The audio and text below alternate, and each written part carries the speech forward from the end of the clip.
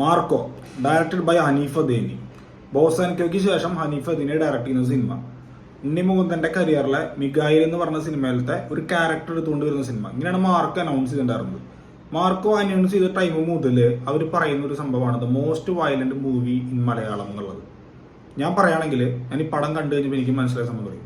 Most violent movie in Malayalam അല്ല, most violent movie in Indian cinema. നമ്മൾ recent ആയിട്ട് കണ്ടിരുന്ന കില്ലായിരുന്നു നമ്മൾ വയലന്റ് സിനിമ എന്നുള്ള ലെവലിൽ പറഞ്ഞിട്ടുണ്ടായിരുന്നത്. ടോപ്പ് ആക്ഷൻ പടമായിരുന്നു, ഒരു ട്രെയിനിന്റെ ഉള്ളിൽ നടക്കുന്ന ഒരു സിനിമ, ഹൈലി എക്സ്പ്ലോസീവ് ആക്ഷൻ. പക്ഷെ ഇത് അതുക്കെല്ലാം മേലെയാണ്. ഫൈറ്റിന്റെ കാര്യത്തിലാണെങ്കിലും ശരി, വയലൻസിന്റെ കാര്യത്തിൽ പറയേ വേണ്ട, അത്രയും മാത്രം വയലൻസ് ഉള്ള ഒരു സിനിമ. ശരിക്കും യൂത്തിനൊക്കെ എന്താ പറയാ, ഒരു അഡ്രിനാലിൻ റഷ് തരുന്ന സിനിമ എന്നൊക്കെ പറയില്ലേ, ആ ലെവലിൽ പറയുകയാണെങ്കിൽ കംപ്ലീറ്റ് വാക്കാണ് മാർക്കോ എന്നുള്ളത്. 100% അവർ പറഞ്ഞ ആ ടാഗ് ലൈനോട് 100% നീതി പുലർത്തി എന്ന് പറയാം. അത്രമാത്രം വയലൻസ് ഉണ്ട്. വയലൻസ് മാത്രമല്ല, ബ്രൂട്ടാലിറ്റി ഭയങ്കരമായി കൂടുതലുള്ള സിനിമയാണ്. അതാണ് മാർക്കോനെ പറ്റി ആദ്യം എനിക്ക് പറയാനുള്ളത്. ഈ സിനിമ ഉണ്ണിമുകുന്ദന്റെ കരിയറിൽ തന്നെ ഹൈയസ്റ്റ് പ്രീസെയിൽ നടന്നിട്ടുള്ള സിനിമയാണ്. ഇനിയിപ്പോ പ്രീസെയിൽ മാത്രമല്ല, നല്ല രീതിയിലുള്ള ഒരു FD കളക്ഷൻ റിപ്പോർട്ടും എന്തായാലും വരും. കാരണം എല്ലായിടത്തും ടിക്കറ്റ്സ് ഒക്കെ ഫാസ്റ്റ് ഫില്ലിംഗ് ആണ്. എല്ലായിടത്തും ഫാസ്റ്റ് ഫില്ലിംഗ് എന്ന് മാത്രമല്ല, ഇങ്ങനത്തെ ഒരു സിനിമയ്ക്ക് നെഗറ്റീവ് അഭിപ്രായം വരാൻ, അതായത് ഫ്ലോപ്പ് അഭിപ്രായം വരാനായിട്ട് ഭയങ്കര ചാൻസ് കൂട്ടില്ല. കുറെ ആക്ഷൻസ് കുത്തി നിറച്ചാൽ മാത്രം ഒരു സിനിമ ആവില്ല എന്നുള്ള ലെവലില്. പക്ഷെ അവിടെയാണ് മാർക്കോന്റെ ഒരു വ്യത്യാസം. മാർക്കോ എല്ലാ രീതിയിലും പടം കാണുന്ന പ്രേക്ഷകർക്ക് കംപ്ലീറ്റ്ലി സാറ്റിസ്ഫൈ ചെയ്യുന്ന ഒരു സിനിമ തന്നെയാണ് മാർക്കോ. എനിക്ക് പേഴ്സണലി ഇഷ്ടപ്പെട്ടു. പ്രത്യേകിച്ചും ആക്ഷൻ സിനിമകൾ ഇഷ്ടപ്പെടുന്ന ആളുകൾക്ക് ഭയങ്കരമായിട്ട് മാർക്കോ ഇഷ്ടവും.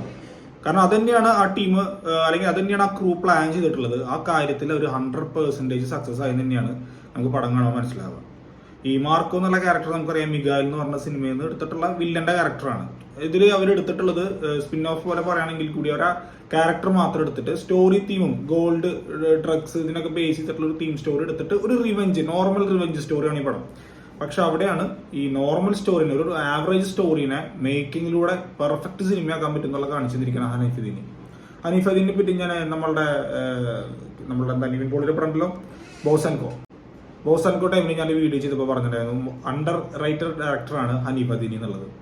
കറക്റ്റായിട്ട് ഇത് പ്രൂവ് ചെയ്തിരിക്കുകയാണ്. പുള്ളി എന്ന് പറഞ്ഞു കഴിഞ്ഞാൽ അസിസ്റ്റന്റ് ഡയറക്ടറായിട്ട് വേറെ എവിടെയും വർക്ക് ചെയ്തിട്ടില്ല എന്നാണ് നമുക്ക് കിട്ടിയിട്ടുള്ള അറിവ്. പക്ഷെ പുള്ളി അടിപൊളിയായിട്ട് എക്സിക്യൂട്ട് ചെയ്തിട്ടുണ്ട് ഈ പറയുന്ന മാർക്കോ എന്ന് പറഞ്ഞ സിനിമ.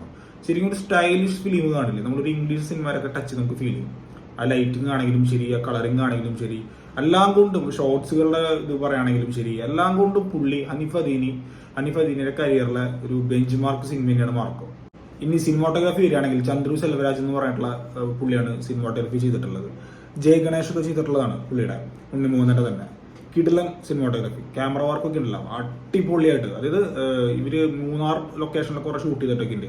അവിടെയൊക്കെ കിടിലനായിട്ട് പുള്ളി അത് എടുത്തു വെച്ചിട്ടുണ്ട്. പിന്നെ അതുപോലെ ആക്ഷൻ സീൻസ് ഒക്കെ അടിപൊളി എന്ന് പറഞ്ഞാൽ ബ്യൂട്ടിഫുൾ. ശരിക്കും ഒരു ക്ലാസി ആക്ഷൻ ഫിലിം എങ്ങനെ ചെയ്യേണ്ടത് ആ ലെവലിൽ എടുത്തു വെച്ചിട്ടുണ്ട്. പിന്നെ എഡിറ്റിംഗ് ഷമീർ മുഹമ്മദ് ആണ്, പറയേണ്ട കാര്യമില്ല, അത് അടിപൊളിയാക്കും. ആക്ഷൻ ഫിലിം എന്ന് പറഞ്ഞാൽ പ്രത്യേകിച്ച് അടിപൊളിയാക്കും. ഇനിയിപ്പോൾ രാംചരന്റെ പടമാണ് വരാൻ പോകുന്നത്, ഗെയിം ചേഞ്ചർ, അതും ഷമീർ മുഹമ്മദ് കൂടിയാണ് ചെയ്തിട്ടുള്ളത്.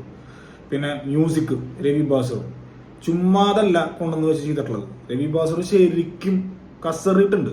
അത് ഓരോ ആക്ഷൻ സീൻസിനും അതിന്റെ ബീറ്റിനനുസരിച്ച് പഞ്ച് കൊടുക്കുന്ന സാധനങ്ങളില്ലേ, കിടിലനായിട്ടുണ്ട് ഓൾ ഓവർ. അതായത് പടത്തിന്റെ സ്റ്റാർട്ടിങ് ടു എൻഡ് വരെ രവി ബാസറിന്റെ BGM തന്നെയാണ് ഈ സിനിമയിലെ ആക്ഷൻ സീൻസിനും എല്ലാ സീൻസിനും നല്ല ഹൈലൈറ്റ് ആയി നിന്നിട്ടുള്ളത്. അതുകൊണ്ട് ഈ ടെക്നിക്കൽ സൈഡൊക്കെ ടോപ്പ് നോച്ച് പെർഫോമൻസ് ആണ്.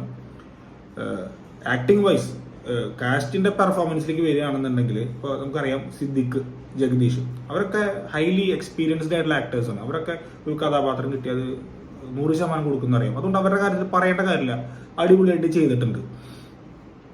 പിന്നെ എടുത്ത് പറയേണ്ട കാര്യം എന്ന് വെച്ചാൽ ഈ സിനിമയിലെ വില്ലന്മാർ കുറച്ചധികം ഉണ്ടെങ്കിൽ കൂടിയിട്ട് ടോപ്പ് 2 വില്ലന്മാരാണുള്ളത്. ഒന്ന് അഭിമന്യു തിലകൻ, നമ്മുടെ ഷെമി തിലകന്റെ മകൻ, കൊടൂര വില്ലനായിട്ടുണ്ട്. അത് ഞാൻ പറയില്ല, നിങ്ങൾ പടം കാണുമ്പോൾ നിങ്ങൾക്ക് മനസ്സിലാവും.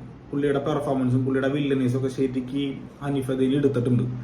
ക്രൂരം എന്ന് പറഞ്ഞാലല്ല, ഹെവി ബ്രൂട്ടൽ ആ ലെവലിലുള്ള ഒരു വില്ലനീസാണ്. അതേപോലെ തന്നെ കബീർ സിംഗ്, നമ്മുടെ വേതാളത്തിലൊക്കെ വില്ലനായിട്ട് വന്നിട്ടുള്ള പുള്ളി.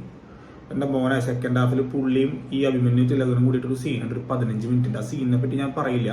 ആ സീനുള്ളത് കൊണ്ട് തന്നെ ഞാൻ personally not recommending to childrens, specially childrens ഈ സിനിമ കാണരുത് എന്നാണ് എൻ്റെ പേഴ്സണൽ അഭിപ്രായം. ലേഡീസ് കാണാൻ പറ്റുന്നുണ്ട്, കുഴപ്പമില്ല, മനക്കെട്ടുള്ളവർക്കൊക്കെ കാണാം. കാരണം ഫസ്റ്റ് ഹാഫിലും വയലൻസും കാര്യങ്ങളും ഫൈറ്റ് ഒക്കെ ഉണ്ടെങ്കിൽ കൂടി സെക്കൻഡ് ഹാഫിൽ ഒരു 15 മിനിറ്റ് അല്ലെങ്കിൽ 20 മിനിറ്റിന്റെ സീൻ ഉണ്ട്.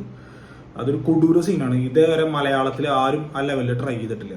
മലയാളത്തിൽ നിന്നല്ല, ഇന്ത്യൻ സിനിമയിൽ ആരും ഇത്തരത്തിലുള്ള ഒരു ഭീകരത അല്ലെങ്കിൽ ഇത്തരത്തിലുള്ളൊരു ബ്രൂട്ടാലിറ്റി ആരും ഷൂട്ട് ചെയ്തിട്ടില്ല, അല്ലെങ്കിൽ ആരും വിഷ്വലൈസ് ചെയ്തിട്ടില്ല. ആ ലെവലിലുള്ള ക്രൂരതയാണ് സിനിമയിൽ കാണിക്കുന്നത്. അതുകൊണ്ട് തന്നെയാണ് ഞാൻ പറഞ്ഞത്, പേഴ്സണലി കുട്ടികളെയും കൊണ്ടൊക്കെ ഈ സിനിമയ്ക്ക് പോയി കഴിഞ്ഞ് ഈ സീനൊക്കെ കണ്ടു കഴിഞ്ഞാൽ അതൊരു ട്രോമ പോലെയൊക്കെ ചിലപ്പോൾ മേ ബി വരാൻ ചാൻസ് ഉണ്ടാവും. അപ്പോൾ ഹെവി തന്നെയാണ്. ഹെവി എന്ന് പറഞ്ഞു കഴിഞ്ഞാൽ ആ ലെവലിലാണ് അവർ മേക്ക് ചെയ്ത് വെച്ചിട്ടുള്ളത്. ഇപ്പോൾ ഈ ബ്രൂട്ടൽ സീൻസിൽ അവർ കാണിച്ചിട്ടുള്ള അല്ലെങ്കിൽ അവർ എടുത്തിട്ടുള്ള ഈ വയലൻസിന്റെ രംഗങ്ങളൊക്കെ അവർ ആദ്യമേ എഴുതി കാണിക്കുന്നുണ്ട്, ഇത് പക്ക പ്രോസ്റ്ററ്റിക്സ് വെച്ചിട്ടാണ് ചെയ്തിട്ടുള്ളതെന്നും കാര്യങ്ങളൊക്കെ. പക്ഷെ അതാണ് ആ മേക്കിങ്ങിന്റെ കഴിവ്. കിട്ടില്ലെന്ന് പറയില്ലേ, കിട്ടില്ല സംഭവമായിട്ട് ചെയ്തിട്ടുണ്ട്. ശരിക്കും film maker, as a film maker Haneef Adeni nailed it. ആ ലെവലിൽ തന്നെയാണ് മാർക്കോ. ഞാൻ റേറ്റിംഗ് കൊടുക്കുന്നത് 3.5 അപ്പോൾ നമ്മുടെ കമന്റിലൊരു ബ്രദർ ചോദിച്ചിരുന്നു ഇത്രയൊക്കെ പൊക്കി പറഞ്ഞിട്ടും എന്തുകൊണ്ടാണ് 3.5 എന്നുള്ളത്. 3.5 എന്നുള്ള പറയാൻ കാരണം വേറെ ഒന്നുമല്ല, സ്ക്രിപ്റ്റ് ഒരു നോർമൽ സ്ക്രിപ്റ്റാണ്. സ്ക്രിപ്റ്റിന്റെ ബലത്തിൽ നിൽക്കുന്ന സിനിമയല്ല മാർക്കോ. മാർക്കോ മെയിനായിട്ട് നിൽക്കുന്നത് അതിന്റെ മേക്കിംഗ് തന്നെയാണ്.